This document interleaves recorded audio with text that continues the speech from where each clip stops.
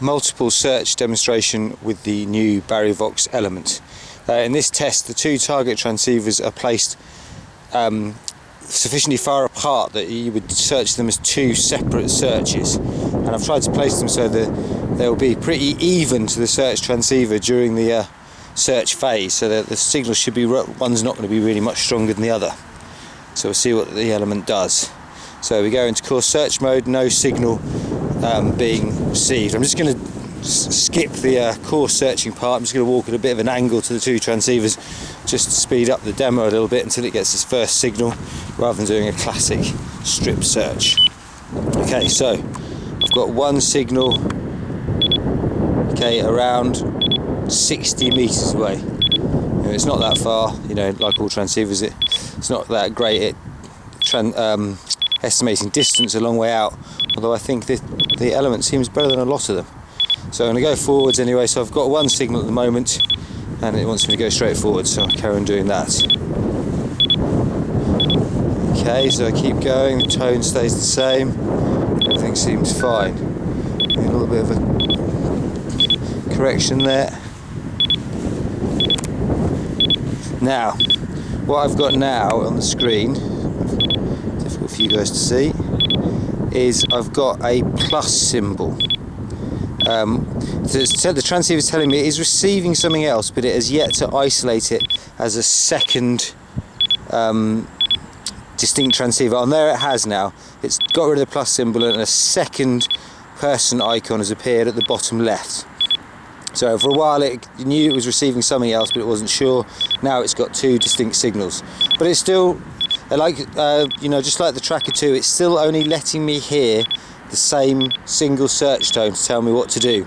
I'm not listening to the transceivers, I'm listening to a noise made by this transceiver to try and get me to do the right thing, you know, which is a principal difference between an analog and a digital transceiver. Okay, so I go forward 28 meters. Okay, so it's all going quite well, and basically it's just going to take me in to the first transceiver. Now I'll show you again what I showed you on the single search video, is that nowadays the digital transceivers, if you do it from 10 meters out, if you're careful and do it properly, and as you slow down under 10 meters and start to move towards the snow, the transceiver does such a good job of keeping me on the right line. There we go, I'll just do a little artificial variation. It's keeping me on the right line as I come in below 5 meters. Below 3 it's going to change again.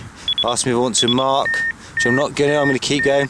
And this time it's brought me in, you know, it's an easy test, but bang above the target. So there is no need for an inexperienced searcher to do any bracketing. They will be close enough to start a spiral probe search. Okay, so I've got that transceiver and I'm now going to use the marking function. This guy's giving me a tick. So it marks that, and now it's telling me that it's received a second signal. Wants me to orientate the transceiver. I can come up it. Okay, as I orientate correctly, I get the double beeps and I start going forward. So, and as you can see that I'm not that far away, 10 meters. Okay, in reality it's less than that. So it keeps me on target with the audible tones. Okay, everything's fine. Let me drift off artificially. No, it brings me back in the right flux line.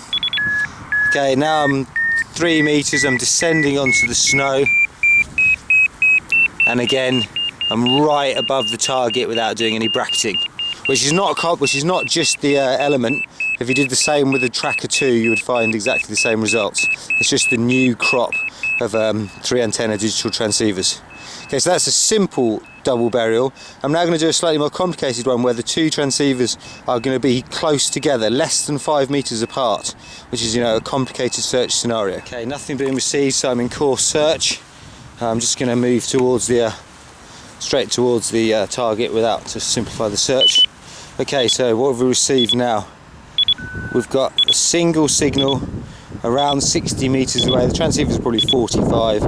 Okay, and it wants me to go straight forward.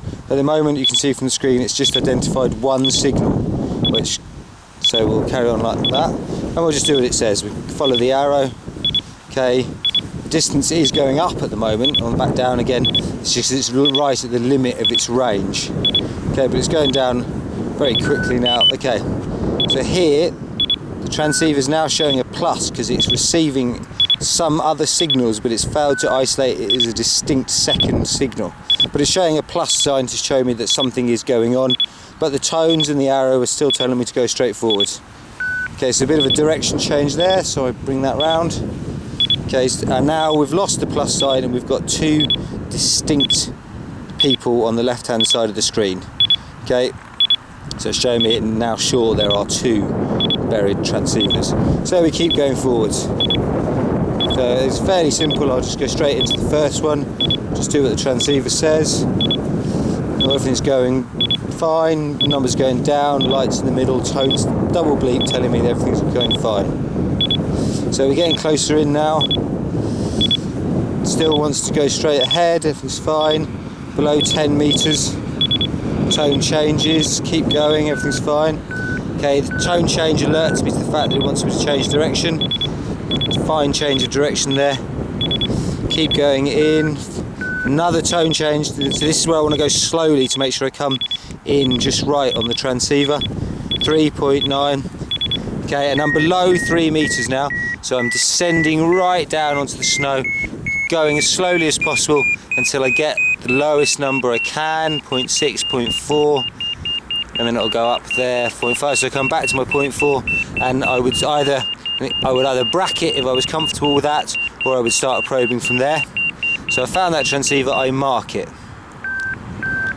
Okay, what's interesting here is that this other transceiver is so close, below 3.5 meters, that it is offering me to straight away to mask it. Okay, okay, so now the transceiver's got a stop signal. I'll move the transceiver so that's not helped it. Because it's not quite sure what's going on, so it wants to have a little look at the signals for a bit longer. Okay, what's happened here is the two signals overlapped and they both went under the mask, and then there's one of them, the one that isn't masked, has come back out again.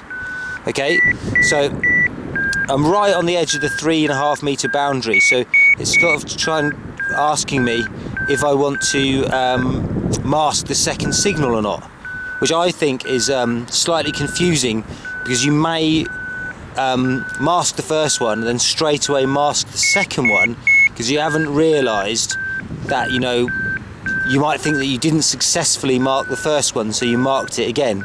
I mean, it does tell you on the screen that one transceiver is marked and the other one isn't, so it would be a mistake to just automatically mark the second one, but you know, it's a complicated situation, and this, you know, doesn't happen very often, and the transceiver is you know, unsure what to do about it. Okay, so what I would do here is I would just bracket now.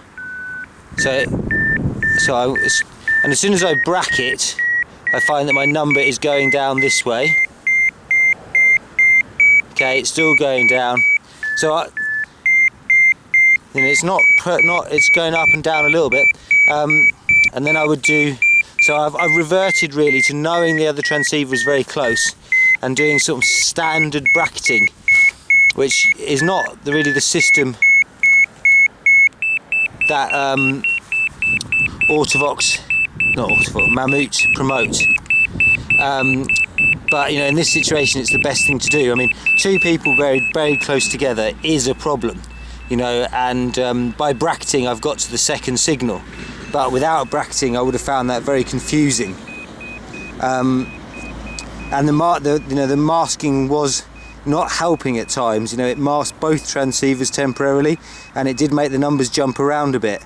You know, and that is always an argument about masking. Sometimes it helps, sometimes it confuses you by working and then not working. I mean, that's a standard argument with all transceivers about masking and why BCA don't use it.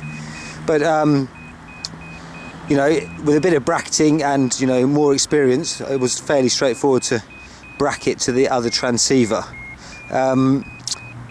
Yeah, I mean, that just shows you the limitations of digital masking.